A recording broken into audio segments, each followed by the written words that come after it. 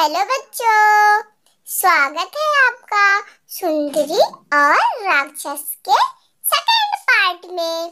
चलिए बच्चों, अब हम देखते हैं कि सुंदरी के साथ और क्या-क्या होता है। आगे चलिए सभी लोग साथ में देखते हैं। उन दोनों के पहुंचते ही महल का दरवाजा अपने आप खुल जाता है। फिर वह उस हॉल में पहुंचते हैं। वहां पर मेज में वैसे ही स्वादिष्ट दावत रखी गई थी। बच्चों, वो दोनों लंबे सफर की वजह से बहुत ही थक गए थे और उनको बहुत भूख भी लगी थी। अब दोनों बाप बेटी जाकर खाना खाने लगे। बच्चों, अब आगे की कहानी सुनो, क्या होता है।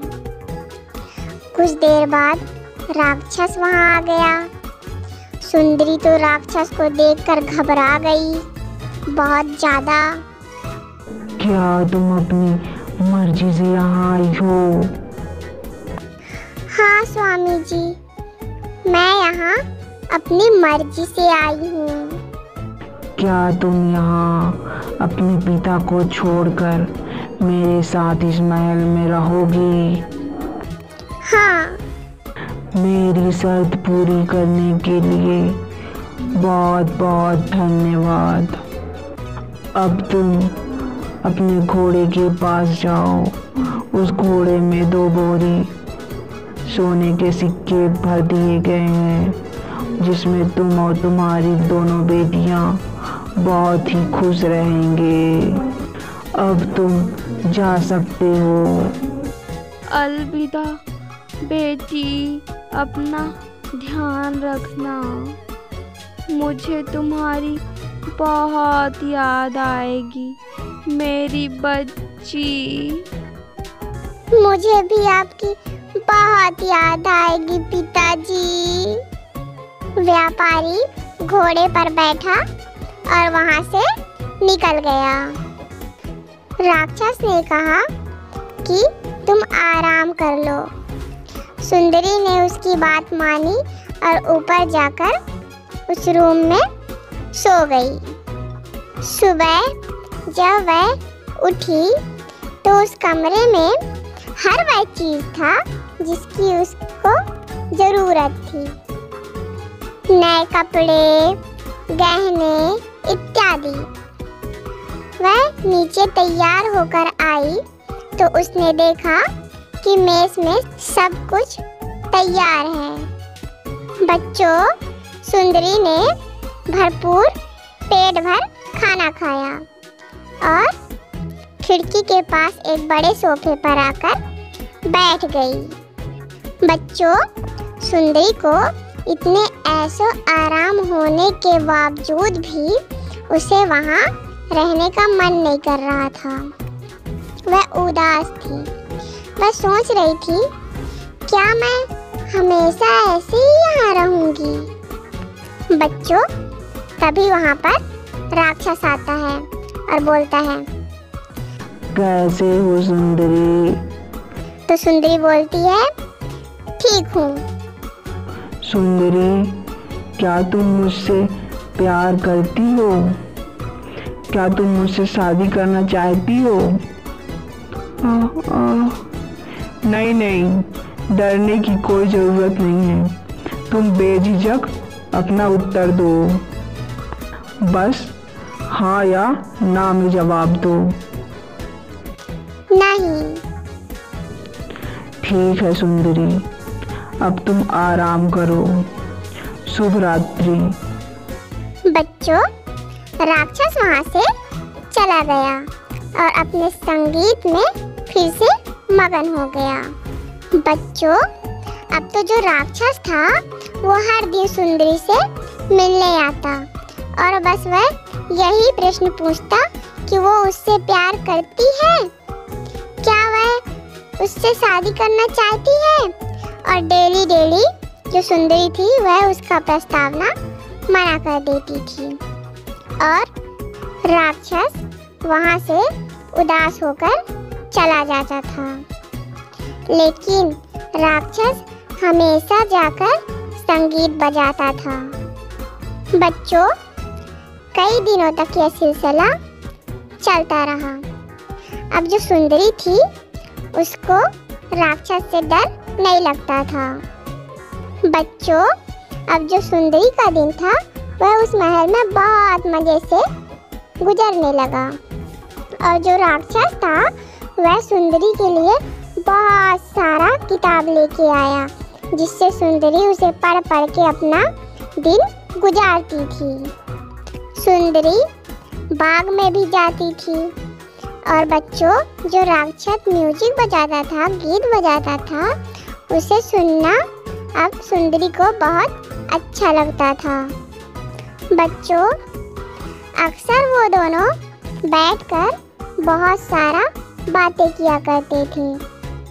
अब तो सुंदरी को गीत बजाना भी बनने लगा था।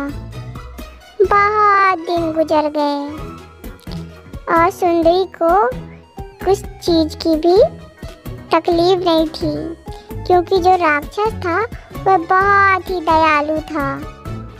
क्योंकि राक्षस उसे कभी भी परेशान नहीं किया।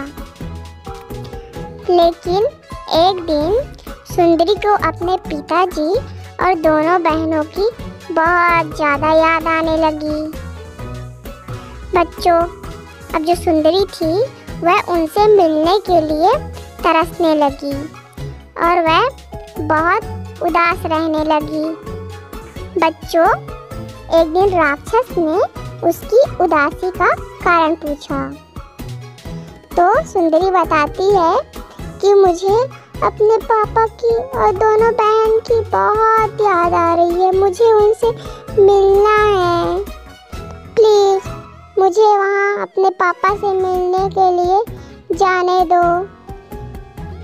मैं वादा करती हूँ कि मैं 7 दिनों में वापस यहाँ आ जाऊँगी, पर मुझे जाने दो। तुम मुझसे भागना चाहती हो इसलिए ना, क्योंकि तुम मुझसे नफरत करती हो। नहीं, ऐसी बात नहीं है। मैं आपसे नफरत नहीं करती। मुझे भी आपसे दूर जाने में बहुत दुख हो रहा है। मैं आपसे वादा करती हूँ कि मैं बहुत जल्दी यहाँ आ जाऊँगी आपके पास। ठीक है, मैं तुम्हारी बात मान भी लेता हूँ, लेकिन अगर तुम वापस नहीं आई तो मेरी जान भी जा सकती है। तुम ये बात याद रखना और समय पे वापस आ जाना। नहीं, आप ऐसे मत बोलिए। मैं ऐसा होने ही नहीं दूँगी। मैं ज़रूर वापस आऊँगी। मैं उनसे मिलते ही वापस आ जाऊँगी। ठीक है, तुम्हें वहाँ जाने में कोई तकलीफ नहीं होगी। ये लो, इस अंगूठी को पहन लो और सो जाओ। सुबह जब तुम उठोगी तो अपने परिवार के सामने रहोगी। डरना मत। अब जाओ, सो जाओ। बच्चों, अब राक्षस तो उदास होकर वहाँ से चला गया। उसके जाते ही जो सुंदरी थी वो झट से अंगूठी पहनकर सो गई।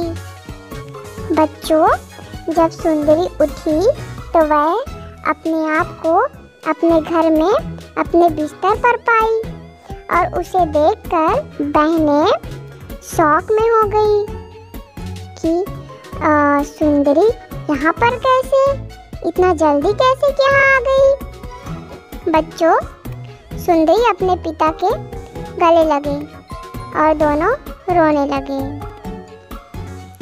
सुंदरी ने उस राक्षस के स्वभाव के बारे में अपने पिताजी को बताया। राक्षस के बारे में जानकर उसके पिताजी ने उसे कहा कि सुंदरी, वह राक्षस बहुत ही अच्छा है। उसने तुम्हारे लिए बहुत कुछ किया है। देखो, भले ही वह देखने में डरावना है, लेकिन उसका मन बहुत ही साफ है। मुझे लगता है कि तुम्हें उसकी सूरत पर ना जाकर उसकी इच्छा को पूरी कर देनी चाहिए। बच्चों, सुंदरी यह बात सुनकर उदास हो गई। वह सोचने लगी कि उसका और राजकुमार का शादी का सपना पूरा नहीं होगा। बच्चों, देखते ही देखते एक सप्ताह बीत गया और सुंदरी ने जो राक्षस से वादा की थी वह भूल गई। बच्चों, एक दिन सपने में सुंदरी को वह राक्षस दिखा जो जमीन पर गिरा पड़ा हुआ था। वह मर रहा था। बच्चों, सुंदरी तो डर गई और डर के मारे उठ गई और उसने उसी शाम वापस जाने का फैसला लिया। वह यह सब बातें अपने पिताजी को बताई और रात में वह अंगूठी निकालकर सो गई। सुबह उठी तो वह महल में थी। बच्चों, आँख खुलते ही सुंदरी दौड़ते दौड़ते उस जगह गई जहाँ पर वह सपना देखी थी। उसने जाकर यह देखा कि वह राक्षस सचमुच में वहाँ गिरा पड़ा हुआ था। वह अपनी आखिरी सांस गिन रहा था। उस समय सुंदरी को यह समझ में नहीं आ रहा था कि राक्षस अभी जिंदा है भी या मर गया। बच्चों, सुंदरी तो बहुत डर गई। वह सोचने लगी कि उसकी वजह से उस राक्षस की मौत हो जाएगी। वह उसके पास गई तो देखती है कि उसकी अभी राक्षस की सांसें चल रही है। बच्चों, सुंदरी ने तुरंत राक्षस की आंखों में पानी छिड़का और राक्षस फिर होश में आ गया। ओह, शुक्र है कि आप ठीक हैं। आपने तो मुझे डरा ही दिया था। अभी अभी मुझे पता चला कि मैं तो आपसे बहुत ज़्यादा प्रेम करती हूँ। अगर आपको कुछ हो जाता तो मैं क्या करती? क्या तुम सच में मेरे जैसे प्राणी से प्रेम कर सकती हो? हाँ, सूरत से क्या होता है। आपका दिल बहुत बड़ा है। आप बहुत ही दयालु हो और इससे ज़्यादा मुझे क्या चाहिए। मैं बहुत प्रेम करती हूँ आपसे। सुंदरी, क्या तुम मुझसे सचमुच शादी करोगी? हाँ, बिल्कुल। बच्चों, अब राक्षस के चारों ओर चमकीली धुआं छा गया। वह अचानक हवा में उड़ने लगा और वह एक सुंदर राजकुमार में बदल गया। तब सुंदरी बोलती है, मुझे तो यकीन ही नहीं हो रहा। तुम तो सेम वैसे ही हो जैसे मैं अपने सपने में देखती थी। उफ सुंदरी, तुमने मुझे एक शराब से आज मुक्त किया है। मैंने एक डायन को युद्ध में हराया था तो उसने मुझे शराब दिया कि मुझसे कोई प्रेम नहीं करेगा और उसने मुझे भयंकर राक्षस में के रूप में तब्दील कर दिया। तुमने आज मुझसे सच्चा प्रेम करके उस शराब को तोड़ दिया है। चलो चलो, अब ज़्यादा लेट मत करो।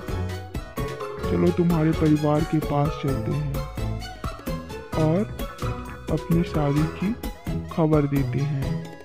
वे दोनों सुंदरी के घर गए और सब कुछ बताया और दोनों की शादी बहुत धूमधाम से और बहुत जश्न से हुआ। सच्चे और साफ दिल ने सुंदरता को पीछे छोड़ दिया था।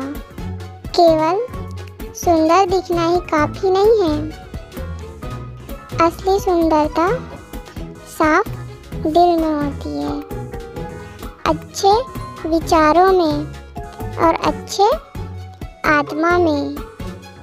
बच्चों, अगर आपको ये कहानी पसंद आए तो इसे लाइक करना, सब्सक्राइब करना और शेयर करना ना भूलें। Thank you.